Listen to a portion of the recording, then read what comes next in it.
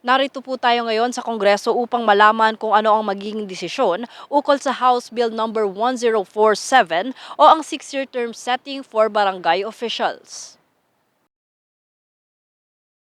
3 linggo na lamang bago ipagpaliban ng Kongreso ang sesyon nito sa unang linggo ng Pebrero para maghanda na sa kampanya para sa national and local election sa ika-12 ng Mayo ngayong taon. Sa kasalukuyan, wala pang malinaw na term setting proposal, bagamat pasado na sa Senado ay wala pa ring katiyakan sa House of Representatives kung kailan ito matatapos. Pahayag pa ni Negros Oriental 2nd District Representative Manuel Sagarbarria, chairman ng Committee on Local Government, hanggat walang batas para palitan ang term setting ng barangay officials, ay sa ngayon tuloy ang BSKE sa ika-5 ng Disyembre ngayong 2025. Matatandaan noong nakaraang linggo, ang kanyang komite ay pinasa na ang unang pagbasa ng House Bill number 10747 para iakyat na ito sa pangalawa at ikatlong pagbasa sa Kongreso. Kasabay din ito ang pahayag ni COMELEC Chairman George Garcia na ang Commission on Election ay naghahanda na para sa BSKE sa ika-5 ng Disyembre ngayong taon. Dito inatasan niya rin ang isang subcommittee ng COMELEC na maghanda kung sakaling hindi umabot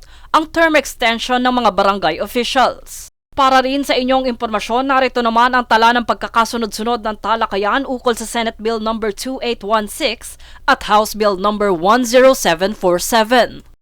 Makikita sa nasabing tala na nagmula ang nasabing paghahain nito noong taong 2024 sa ilalim ni Senator Amy Marcos na siyang ginanap ilang buwan matapos ang eleksyon.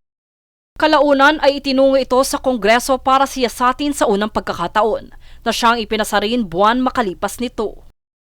Samantala hanggang sa ngayon, wala pa ring nakatakdang petsa para sa susunod na pagpupulong ukol sa panukalang nagbibigay ng 6 na taong termino sa pwesto ng mga opisyal ng barangay.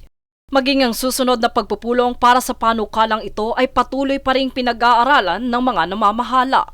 Jade Buhoy, nag-uulat para sa Golden Nation Network.